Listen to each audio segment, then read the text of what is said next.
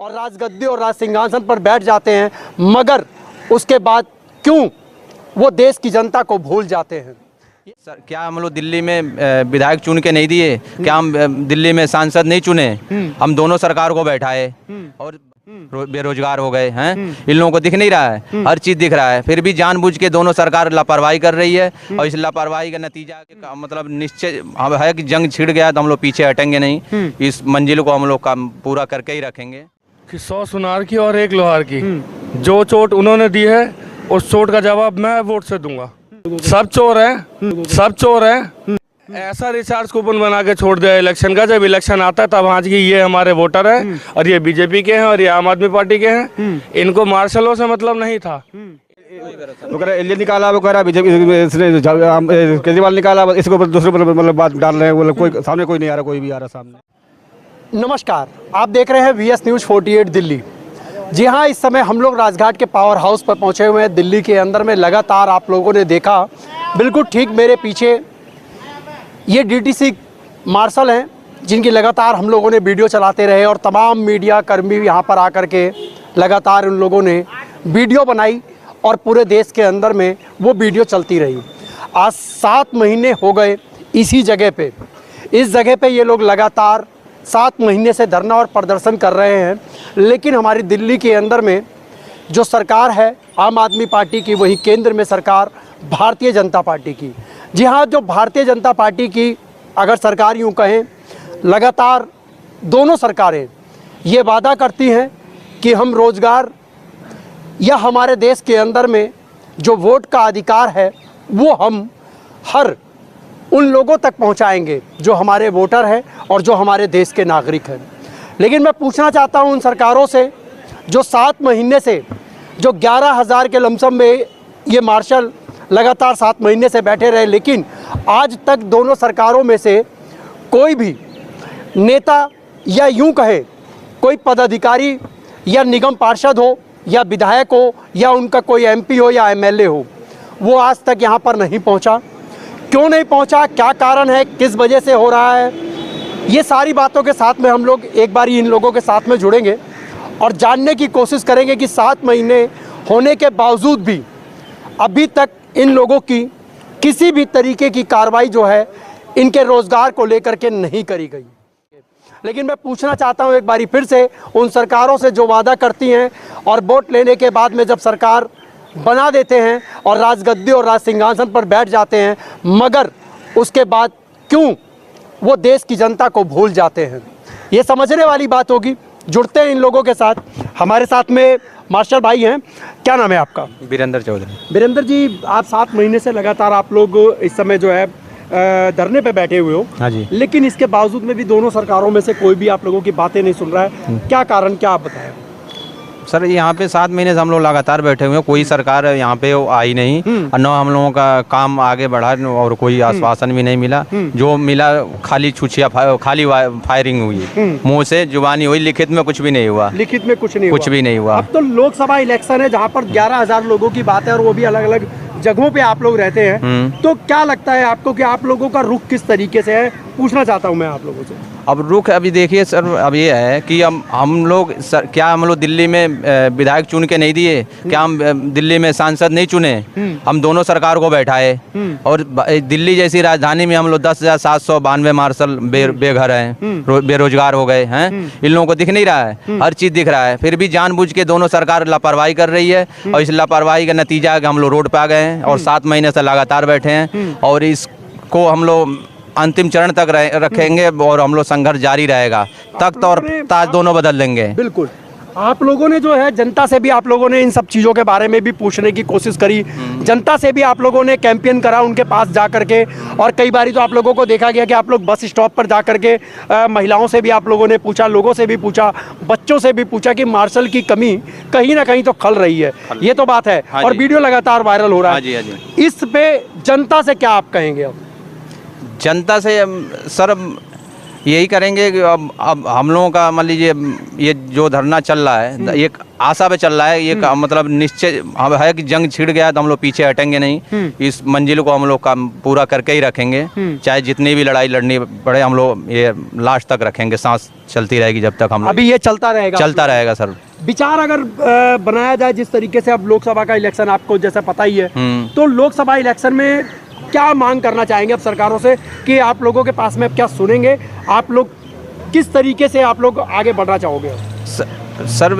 सरकार से हम लोगों के यही है, दोनों सरकार से लाख बार हम लोगों का यही वो है कि रोजगार हम लोगों को दे दें। बस दोनों सरकारों से यही अपील है हाथ जोड़ करके कि सरकार ही हमारी सुनवाई करे और हम लोगों को रोजगार दे दे। 7 महीने हो गए आप लोगों का रोजगार के ऊपर में अगर सुनवाई नहीं करते, वही लोकसभा का इलेक्शन है, क्या कहेंगे आप?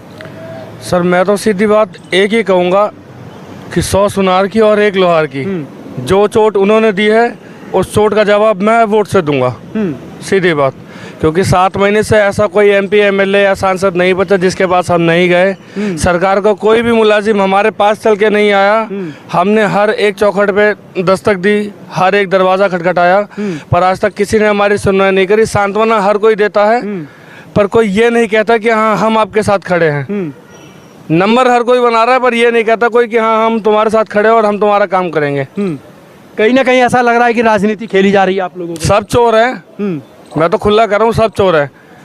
और जो ऐसा रिचार्ज कूपन बना के छोड़ दिया इलेक्शन का, जब इलेक्शन आता है तब आज की ये हमारे वोटर हैं और ये BJP के हैं और ये आम आदमी पार्टी के हैं। इनको मार्शलों से मतलब नहीं था, इनको मतलब इस चीज से था कि ये सिर्फ दिल्ली सरकार के अंडर में रखे गए थे, इसीलिए इनको हटा के साफ करो। होमगार्ड भी तो कर रहे हैं अभी बस में। अब अगर दिल्ली वाले भी तो बस में कर रहे हैं, आपने ये चीज भी देखी होगी। खाकी उन्होंने भी पहन रखी, बेल्ट वाले हम भी थे। तो हमारे से इनकी क्या खासी दुश्मनी थी जो सिर्फ हमें ही हटाया इन्होंने। और जो आप लोग सिविल डिफेंस के अंदर में, सिविल डिफेंस में ही थे आप लोग? जी बिल्कुल थे सिविल डिफेंस में। वॉलंटियर करके कितने समय से आप लोग काम कर रहे थे? सर मैं 2015 से कार्यरत हूँ इसमें। उसके बावजूद में भी आप लोगों को एक झटके में निकाल दिया गया था। झटका तो सर इसको क्या ही बोलोगे, झटका वो होता है जो जानकारी में होता है।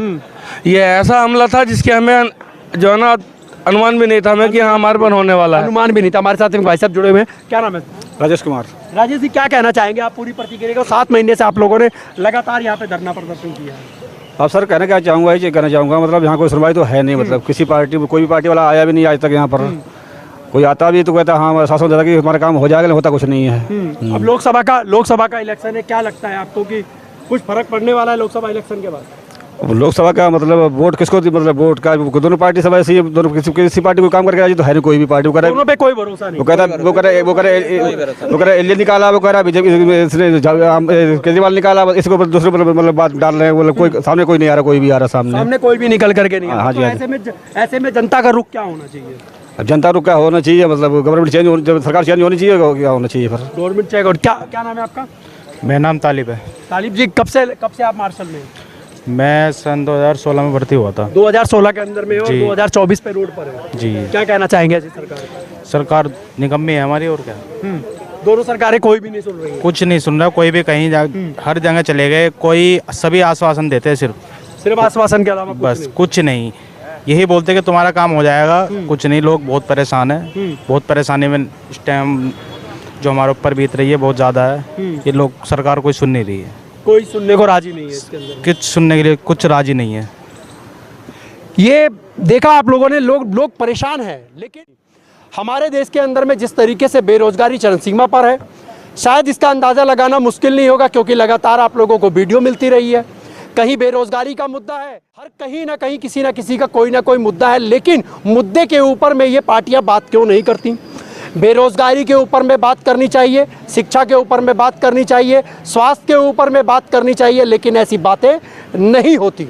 आखिर में क्यों नहीं होती? मुद्दा वही होता है क्योंकि जनता को कहीं ना कहीं सहूलियत देने के लिए ही वोट दिया जाता है कि आखिर में हम ऐसी सरकार चुनें ताकि हमारी सरकार हमारे लिए, हमारे घर के लिए, हमारे राज्य के लिए, या यूँ कहें हमारे शहर के लिए एक ऐसी सरकार रहे वो कि जिससे पता लगे कि हम हिंदुस्तान के नागरिक हैं। वोट देने के बावजूद भी, इतना काम होने के बावजूद भी, लेकिन सरकारें जो हैं उनकी कानों पर जू नहीं रेंगता। आखिर में समस्याएं जो कि त्यों बनी हुई है, लेकिन सरकार जो है वो सुनने का नाम नहीं लेती। आखिर में इन सब बातों को लेकर के जब हम यहाँ पर जुड़े, लोगों की राय भी ली, लोगों की प्रतिक्रियाएं भी ली। एक हमारे साथ में भाई साहब और जुड़े हुए हैं, एक बारी हम लोग इनके पास चलते हैं। क्या नाम है सर आपका? राहुल नाम। राहुल जी, क्या लगता है आपको कि 7 महीने से लगातार ये लोग धरना और प्रदर्शन पे हैं, लेकिन सरकारें नहीं सुन रही है और लोकसभा का इलेक्शन भी सर पे है? जी बुरा हाल है, बहुत टाइम से देख रहे हैं इनको, यहाँ कोई सुनवाई है नहीं किसी प्रकार की। औरतें भी आई थी, बच्चे भी यहाँ रह रहे कि चले, लेकिन कोई सुनवाई है नहीं। अब ये है कि वोट ना दो और क्या, यही इलाज है। लास्ट यही इलाज है कि इनको वोट नहीं देना चाहिए, कहीं ना कहीं वोट की चोट जो है वो देनी चाहिए। हाँ, यही इलाज है, और क्या इलाज है, और सुनते तो है नहीं, वो नहीं सुनते। क्या लगता है आपको कि तानाशाही की सरकारें हो चुके, दोनों की दोनों? दोनों ही है। हाँ हाँ, ये तो है, आम आदमी पर वो भी ऐसी है, बीजेपी भी वैसी है। और 7 महीने से कोई भी ऐसा नहीं है कि जो यहाँ पर आकर के इनकी बात सुनने वाला हो। यहाँ तो कोई नहीं आया। जो लोग आए एक बार, उसके बाद दोबारा आने का नाम नहीं लिया। नहीं, सिर्फ आई तो सिर्फ मीडिया और मीडिया की वीडियो बनती रही, लेकिन काम कुछ नहीं हुआ, कोई काम नहीं हुआ। इसका मतलब तो ये है कि अगर आवाज भी उठाया जाए तो कहीं ना कहीं लगता है कि आवाज उठाने से भी अब कोई फर्क नहीं पड़ने वाला, क्योंकि सरकारों को काम अपनी ही मर्जी से करना है। अगर उनको अपनी मर्जी से अगर काम नहीं करना होता तो जब इतनी हज़ारों की तादाद में वीडियो चली, लोगों को पता भी है कि इतने लाखों की तादाद के अंदर में वीडियो चली, उसके ऊपर में मिलियन लोगों के व्यूज़ थे, लेकिन उसके बावजूद में भी सरकारों ने किस तरीके का काम किया, ये शायद अब मुझे बताने की जरूरत नहीं पड़ेगी, जनता के ऊपर में छोड़ते हैं। क्योंकि ये लोग भी एक परिवार से निकल के आते हैं, एक व्यक्ति के घर पे 4-4, 5-5 लोगों के सदस्य होंगे। आखिर में अगर इन लोगों की अगर 11,000 की तादाद है तो वहीं पर उनके घर के लोग अगर होंगे तो मिला करके तादाद जो है वो लाखों तक पहुंचती है, और लाखों की जो वोट होगा उसकी जो चोट होगी तो शायद ये दोनों पार्टियों को खामियाजा भुगतना पड़ सकता है। तो मैं अपनी वीडियो के माध्यम से मैं अनुरोध करना चाहूँगा आम आदमी पार्टी से भी और भारतीय जनता पार्टी से भी, माननीय प्रधानमंत्री श्री नरेंद्र मोदी जी से भी मैं गुजारिश करूंगा कि भारत के अंदर में हर लोगों को जो रोज़गार और शिक्षा और स्वास्थ्य की जो चाहिए, इन लोगों को आप मुहैया कराइए ताकि लोगों तक वो सुविधाएं पहुंचे, ताकि हमारा देश जो है उन्नति और तरक्की करे। जहां अगर यूं करे बात कि हमारा देश तरक्की के रास्ते पे जाता है और तरक्की किस तरफ जा रही है, ये शायद अब वीडियो के माध्यम से देखने और समझने की अब जरूरत पड़ेगी। गलत तो नहीं कह रहा हूँ भाई साहब? बिल्कुल सही बात है। क्या कहना चाहोगे लास्ट के अंदर में, अगर हमारी वीडियो को इस समय सरकार देख रही है तो? सर मैं सिर्फ इतना कहना चाहूँगा कि अभी भी वक्त है, रास्ते पर आ जाओ, वरना हम रास्ते लगा देंगे और वक्त आने पर आपको इसका खामियाजा भी भुगतना पड़ेगा, ये पूरी गारंटी है। क्या कहना चाहेंगे सर? ये जंग हम लास्ट तक लड़ेंगे, हम हटेंगे नहीं जब तक रोजगार नहीं मिलेगी। रोजगार जब तक नहीं मिलेगा तब तक जंग जारी रहेगी। जिस तरीके से गवर्नमेंट अपना मैनिफेस्टो बनाती है कि हम शिक्षा, रोजगार, स्वास्थ्य और इन सब पे जो हम काम करेंगे, वोट मिलने के बाद में ना तो ये किसी से मिलने को राजी होते हैं और ना ही किसी के समस्या पर बैठकर ये तर्क वितर्क करना चाहते हैं। बस इनको हिंदू, मुस्लिम, इंडिया, पाकिस्तान करना है। अगर कोई इनके खिलाफ बोला तो फिर उसे देशद्रोही साबित करके उसका मुंह बंद कर देंगे, क्योंकि इनके हाथ में पावर है। और गरीब आदमी किसी सरकार से या किसी सिस्टम से लड़ नहीं सकता।